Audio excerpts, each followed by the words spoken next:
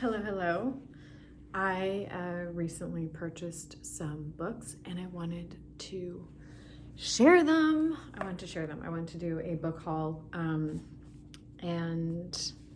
share what I got, share what I'm reading and what I'm excited to read. I think this for me is like one of the best book hauls I've done because I'm actually looking forward to reading all of the books, which is not to say in the past when I buy books, I'm not into them. It's more so to say, like, I went to the bookstore and they ended up having a bunch of used books that had been on my want to read list for quite a while, which is just so delightful. So anyway, these first six that I'm going to show you are from bookoutlet.ca. They sell all new books, but at a discounted price. So they're like, I don't know, typically $10 a piece. I think my entire order came to around $60. Yeah, I think around $60, maybe 63. It doesn't really matter. First book is by Yoko Agawa. It's called The Housekeeper and the Professor. This author, I didn't even know this when I was purchasing it, but I've just been really into Japanese literature for the last year and a half. She is the same author who wrote the popular book, I think it's called The Memory Police. Yeah, The Memory Police is, I think, her most popular work. I'm not entirely sure, but I'm nearly finished this book. I've got maybe 30 pages left. I adore this book so far. I typically enjoy a really depressing novel that's, I don't know, emotionally heavy and disturbing and descriptive and deep and sort of asks some kind of philosophical question. However, this is a much lighter read. So far, it's been really charming and joyful, and that's not usually the vibe of book that I enjoy reading, but I'm loving it so far. So that was the first book I got. Similarly, I picked up another one of her books. This is 3 short stories focused on fertility, pregnancy, motherhood. Yeah, love, motherhood, fertility, obsession, and how even the most innocent gestures contain a hairline crack of cruel intent. Sounds cool. So I'm looking forward to reading this one. And then third book I got is a Japanese classic. Apparently this is a Japanese, it's akin to Catcher in the Rye, but Japan version. And so I think this is about a student who recently graduates, and then he goes on to be a teacher, and his students make fun of him and he's kind of a loser. So I don't know, I'm interested to read this. I realized after I purchased it, Natsume Soseki, I know I'm not pronouncing that correctly, but he also wrote Kokoro, which is a book about a boy and his sensei.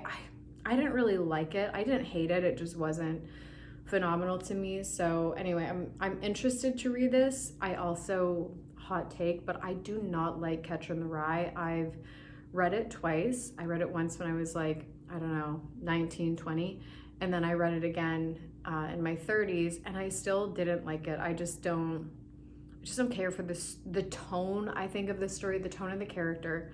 Holden Caulfield just pisses me off. So I don't know, I'll see how I feel about this one, but I'm really excited to read it. And then, okay, I picked up this book, My Struggle. I have seen this, oh God, all over bookoutlet.ca, because I'll look at the award-winning books. That's often how I find my books. When I purchase books, I rarely take recommendations. I'm not into pop fiction new releases, typically, with some exceptions. So I like to look at award winners. I found some good books that way, and I also really enjoy translated works. That's been, I don't want to say predominantly what I've been reading, but I read a lot of translated works and classic adjacent books.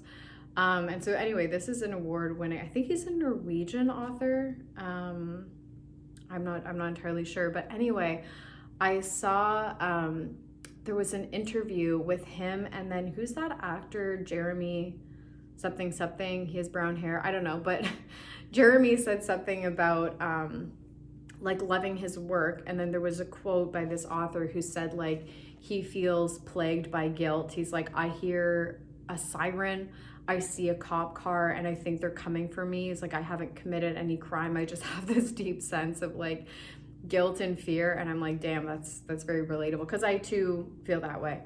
Maybe less so over the last few years, but it was just very relatable. And so I read that quote and I'm like, And then it was talking about how he writes autofiction, which I really enjoy. And I feel like if I were to be an author, I would probably write autofiction. I feel like it would be hard not to. In my case, because I'm a keeper of journals. I don't know where the hell I put them. I thought, oh yeah, they're right here. They're right here. Brief interlude. I'll show you. I'll show you because these are my treasures. I was talking to my boyfriend about like creating art and creating something that absolutely cannot be replicated. There's no chance that someone in this current universe is making the same shit I am. Okay, this is one of my journals, and I'll show you every day. Well, you can't really see it, but every day I do my writing. I also collect photos that like speak to me, that I enjoy, art that I like. I put it together. I'm not trying to say this is a masterpiece, but no one in the entire world makes something like this in terms of content, in terms of layout. That's not to say people don't journal and don't decorate with stickers, but like you could never find this anywhere else. This is completely original. And lately I've just been so annoyed with like everything is mass produced. Like I'll show you, I'm drinking my matcha from this mug that my aunt gifted me for Christmas. And this is a potter that my family's been like buying pottery from for decades. And it's like, this is one of a kind. No mug like this with these flaws, with this design exists aside from like what he produces. Like all of this sort of original handwork, the way he crafts this is his design. You know, it's one of a kind. And I just feel like that's dying. Craftsmanship is dying in our society, because to invest years and years of your life to become an expert in some craft and to have a mentor who is an expert in their field, it's just not financially feasible for most people unless you have wealthy parents, and in which case, in my humble opinion, your art is not going to be as good because you've been insulated, not 100% of the time, this is a generalization, you've been insulated from like the struggles and challenges of life that make you an interesting artist. I do think to make good art, you need to experience some kind of challenge. I don't think people who are crazy wealthy and who've been insulated from, from certain struggles make good art, period. That's my hot take, but anyway, I'm excited to read this book. That's my fourth one. This one sounded appealing to me, just title alone, misophonia. That's like if you... So I self-diagnosed as having misophonia as a kid. My old dog would like lick her lips and I would freak the fuck out. I genuinely couldn't listen to that sound. It would spark like a kind of rage that was completely disproportionate to the sound. But anyway, misophonia. So I think this is about an autistic girl, I want to say. No, I think she is. I think it's about an autistic girl who's like traveling between the States and Germany. Her parents are separated. I really just enjoyed the title, the cover. I thought I'd give this book a shot. Sounds like something I would like, and it's also a translated work. Actually, all of the books in this first haul are translated works. Final one is The Maniac by Benjamin Labatut, he's a Chilean author. Is he Brazilian? No, he's Chilean. He's a Chilean author. I read his book, When We Cease to Understand the World, and it was fantastic. It's sort of like a historical fiction, like fictionalized account of various scientists. It talks about the relationship between madness and genius told through like various stories. I adored it. I thought it was phenomenal. So I can't wait to read this one. I also was reading an Atlantic article. No, sorry, it wasn't The Atlantic, my bad. I can't think of what this website's called, but it's like a literary website. And so all of their editors wrote like a little blurb of like the best books they read that year. Anyway, I've heard great things about this. I loved his the first novel I read of his. So very, very excited to read that one. So that is from bookoutlet.ca. These upcoming books are from local bookstores. Most of them are used. Sorry, I'll show you the two books that are new. The rest are used copies. I read anywhere from like 5 to 10 books a month, so I'm not. You won't find me buying new books. I cannot afford. My mom actually bought both of these for me. So I'm all about buying books secondhand. And if I can't find something secondhand, I trust that it will come to me in time. It will find me. It always does. The book, I don't know. Don't take this too seriously, but I believe like when the time's right, I will find that book on sale. And that means it's the time to read it. And if I don't find it, I'm probably not going to buy it new. I just trust that it will come to me. So anyway, first book is Elena Knows by Claudia Pinheiro. I guess this is a Netflix movie. Pinheiro, I don't know. Again, don't scream at me. I don't know how to pronounce it. I'll read you the blurb on this because this sounds phenomenal. I first heard about this, I don't know, many months ago, possibly a year ago. And the story sounded great. I've had it on my want to read list. I just haven't picked it up. I haven't found a discounted copy, so my mom bought me the new version. But let me read this to you. When Rita's body is found hanging in the belfry of the church she devoted herself to, the investigation is swiftly closed, but her mother, Elena, refuses to accept the police's version of what happened, and despite the physical limitations imposed by her illness, embarks on a journey to call in an old debt. Unfolding over a single day, Elena's arduous trek across Buenos Aires forces her to redefine everything she thought she knew about her relationship with her daughter while confronting her with the ramifications of a fleeting encounter 20 years earlier. Anyway, sounds really cool. I think this woman has like dementia. Anyway, like physical limitations of her illness, as it mentioned in the synopsis. And the owner of the bookstore highly recommended this. She also, I was talking to her about a bunch of books, and her and I seem to have very overlapping taste. So I'm so excited to read this one. I think it's going to be great. That's the first one. This, again, translated work. I think most of these books are most of these are translated. Another one by Yoko Ogawa. She is the same author who wrote these two books. This was the book club pick at the bookstore. My mom impulse bought this for me because I'm like, oh my God, I love that author. So anyway, she bought it for me. I don't really know exactly what this is about, but I think it's about a young girl who goes to live with her aunt while her mother is going back to school or something, and then she finds a matchbox, and apparently it's more of a feel-good story, even though the owner of the bookstore was telling me Yoko Ogawa writes some very disturbing works of fiction, but then she also writes very moving and charming works. So she's like, yeah, this author seems to fluctuate her style, but pretty impressive that you can pull off both. I always think that's impressive when an author, I don't know, can shift styles, and it's oh shit, these books were written by the same person. That's bananas. Whereas there's other authors that have a very distinct style, like Kafka, for instance, extremely distinct style. I feel like I could read one of his works. No, maybe I'm overestimating my abilities, but I suspect I could read one of his works that I wasn't familiar with and be like, seems like Kafka's writing.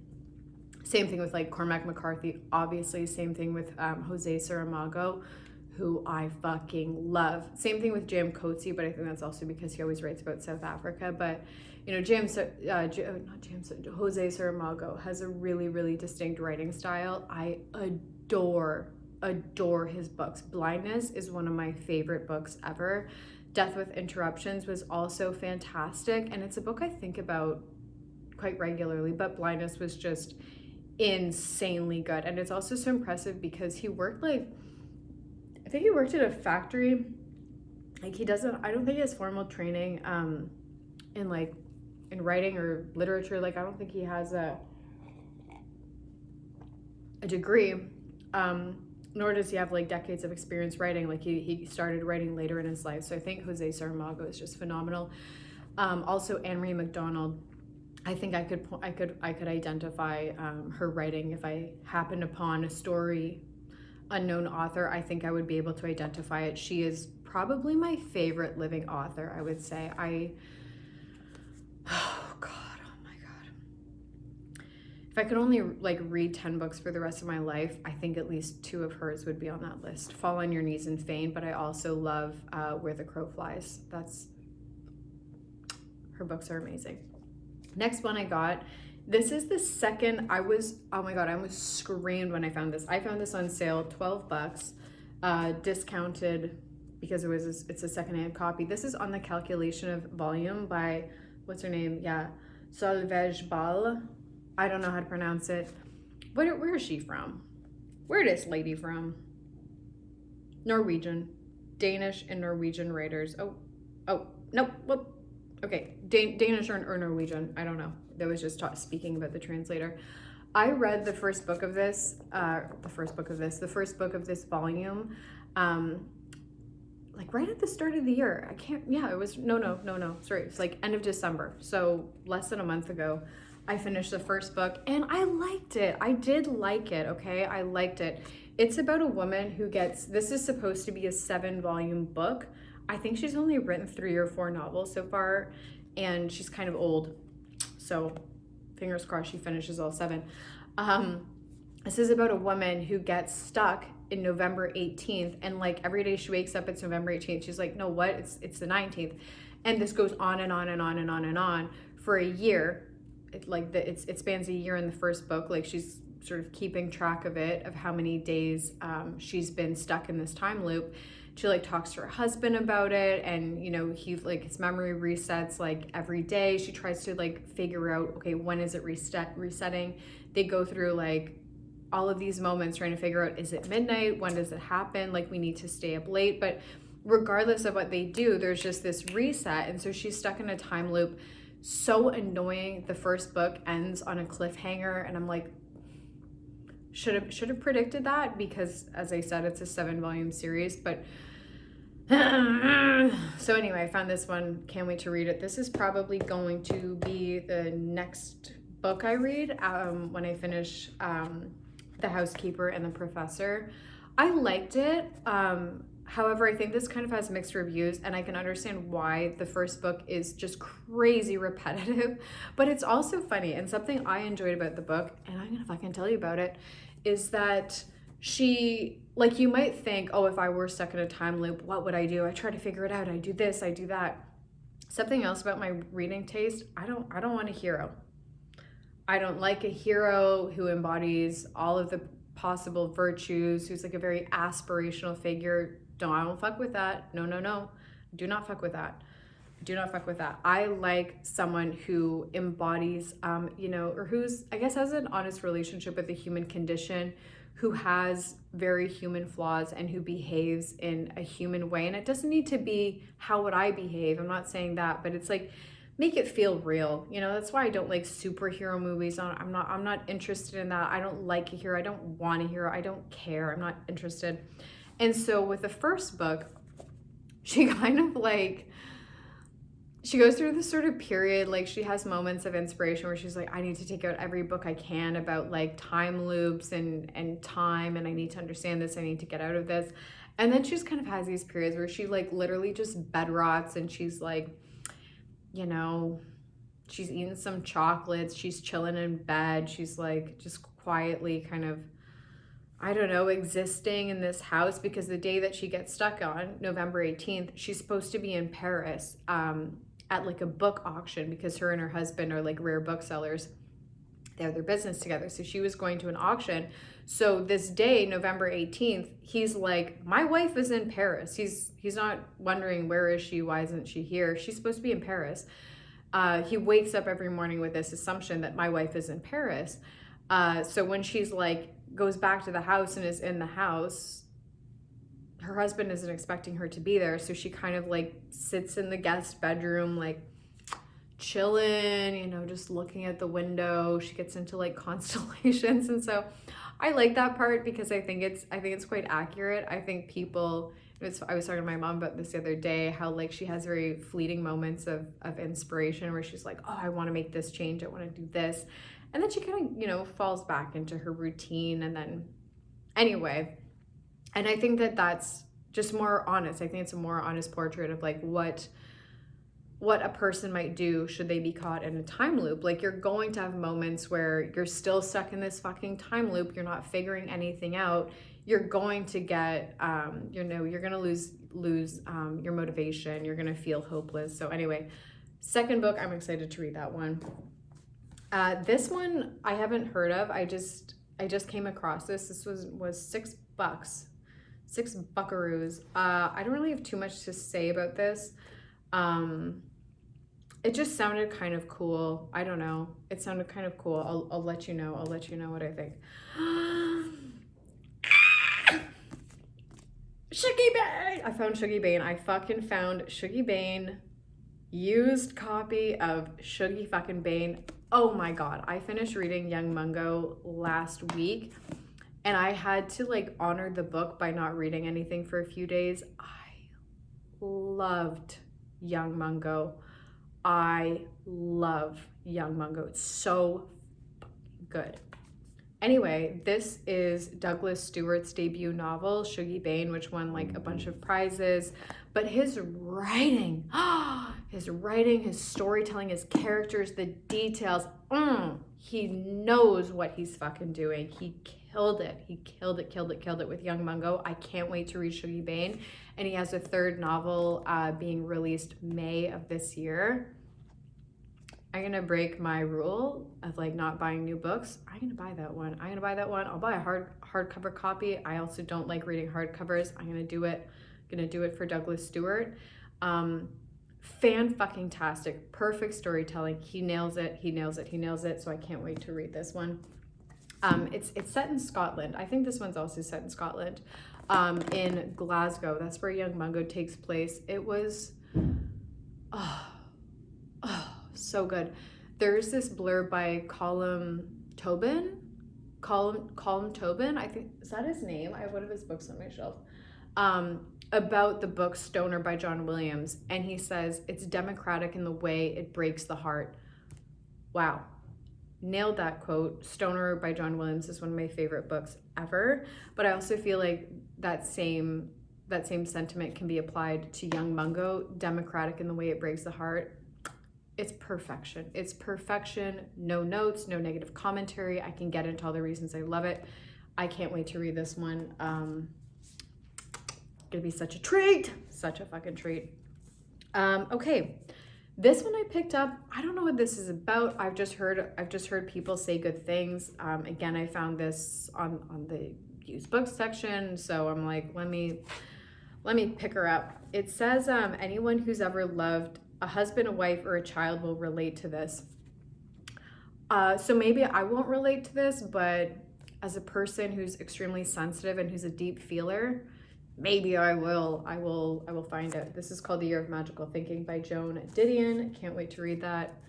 Bought that bad boy for $10. And the thing I love about this bookstore in particular, I'm not going to name names, their used books, like the quality of their used books is typically phenomenal. Like these are all used books from that bookstore. This one, kind of an exception. Okay, it's got a little bit of damage on the cover, a little bit of mold, but I'm fine with that. It's Shuggie Bane, babies. I am gonna love it. And then this one just sounded so bizarre. I feel like I could hate this or I could really love it. I kind of want to expand what I read a little bit. Not much. I'm not gonna venture into romance. You will not catch me reading romance. But I wanted to expand a little bit, maybe something with a bit more fantasy elements. I don't know. I read the synopsis of this. I'm like, this sounds chaotic as hell, but there's a chance I might like it. And also, I really enjoyed the art. I always judge a book by its cover because I find that is actually an extremely reliable way to know if I'm gonna love a book. With the exception of Madonna in a Fur Coat, the copy I read had a fugly-ass cartoonish cover. It looked so stupid, and I also adored that book. Madonna in a Fur Coat, work of art. Perfect novel, no notes. All right, let me read some of this to you just because it's so weird. After the sudden death of the High Church's sacred oracle, the world spirals deeper into bedlam. Evil forces envelop the countryside. The line between life and the afterlife begins to blur. Whoa. And a series of strange mysteries unfolds. A young monk has ecstatic visions and loses his ability to speak. I'm just kidding. An underground revolution is sparked in a small village, with a woman called Dull Gret at the helm. Okay, so anyway, it's just like, whoa, that sounds fun. The line between life and the afterlife, that line blurs. That could be of interest to me. So I don't know. Another thing, sort of bit of advice for avid readers, pay attention to the publishers of the books that you love. Vintage and Vintage Canada seems to publish a lot of books I really like, with the exception of Eventide. Fuck that book. Plainsong, fuck that book. Published by Vintage Canada. Hated those books with a fiery passion, but typically I really like Vintage. I think Vintage also publishes Anne-Marie MacDonald. So anyway, if a book sounds interesting to me and I'm like, oh, I fuck with that publisher, I may just check it out. That's what I decided to do. So that one is that one. And then I went to another bookstore. This bookstore also sells used books, but their copies are in rough shape. And it's funny because I overheard a conversation between a customer and the hipster working at the desk.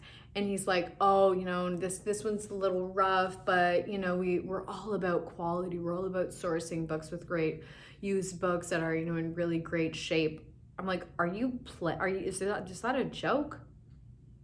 You must be joking, because all of the stuff I'm looking at is bent and bruised and well loved, which is fine. It's fine. But they kind of price their used books as though they're excellent quality. Like this stack I just showed you, used books, excellent quality, totally fair prices. Will happily pay. Same cannot really be said for this bookstore, although these two books I picked up aren't that bad. So final two from the haul, Snow Falling on Cedars. This is by David Gutterson. Is he Canadian? I don't really think so. No, he's not. Gutson lives on an island in Puget Sound. What the freak? I don't actually know. That doesn't tell me if he's Canadian or not. But anyway, this one, I think this one is about like a murder and a wrongful conviction. Like someone is like accused and convicted. What's at stake is more than one man's guilt. And then, there's like, I think talks about the way that the Japanese people were treated during World War II in America. So a Japanese American named Kabuo Miyamoto is charged with his murder after a local fisherman is found suspiciously drowned. So this sounds cool. This sounds like it could be cool. I've never read a book that won the PEN/Faulkner Award. Okay, I find there's some award winners and I'm like, yeah, I get down with it. I see you, I see what you're doing and I like it. I like the choice, I agree with the choice. For me, Nobel Prize in Literature is so consistent with selecting authors who I adore. Olga Tokarczuk, J.M. Coetzee, obviously Toni Morrison, Jose Saramago. I haven't read anything by, is it her name? Han Kang? I think so. Maybe not. She won like last year. But I find the Nobel Prize in Lit, they choose awesome authors. Pulitzer Prize is sort of more hit or miss for me, but 50-50, like relatively consistent, I'd say. The Booker Prize, if a book, for me, I know this is a bias, of course it's not totally generalizable. I find the books that seem to win the Booker Prize for fiction, I'm like, I hate them. I hate those books. They suck. So I don't trust those. But for the award winners, if it's like, typically if it's Pulitzer, if it's Nobel, my ears perk up. I'll give it a chance. If it's Booker Prize, no. I don't have the same taste as whoever the hell populates that panel. Last book recommendation? No, I haven't read this. I'm not recommending it. I take it back. Last book that I picked up is by Anita Diamant. It's called The Red Tent. This was published the year I was born. This is also why I love having hard copies, like the physical copies of books, as opposed to a digital version. I don't fuck with Kindle. I do read on Kindle occasionally, on my iPad. I don't fuck with Kindle. I find my retention diminishes. I'm more prone to zoning out a little bit, which never happens when I read a paper copy. And I also find that my retention of the book is way worse if I read it on my iPad versus if I read it here. And it's not because like, oh, my iPad's blowing up with notifications. No, I don't talk to anyone. My iPad is not getting any notifications. I just find this like swipe to the next page, swipe to the next page. Something in my brain is not processing the information the same way it does with a hard copy. Why did I say that? I don't know, girl. Oh yeah, something I like about the hard copy is like something I always do, and I'll show you in my, so this is my Hobonichi weeks. I'll show you my little book tracker here. I keep track of the publication date because I just find it interesting to like, I found with Madonna in a Fur Coat, I did not realize that that was such an old book. I thought it was more contemporary, and it reads as though it could be more contemporary. It was incredible. So yeah, I like to know the publication date of the books that I'm reading. Anyway, Red Tent, I checked out the publication date. It was published the year I was born. My mom read this book, and I've just seen this come up so many times on my Goodreads. Like, if you have Goodreads, you'll know that when you read a book, there's like this little section on the homepage that says like, oh, you're reading this book, you might like this book. And I think there's been like, I don't know, at least 3 or 4 occasions where the Red Tent has popped up as like a recommendation of like, if you like this, all the other bitches who like this one too. So I just picked this one up because it was on my mind. I was actually kind of looking for it at the first bookstore I went to, didn't find it, got this copy. So that's my book haul. I'll let you know how the books are, maybe. Okay, bye.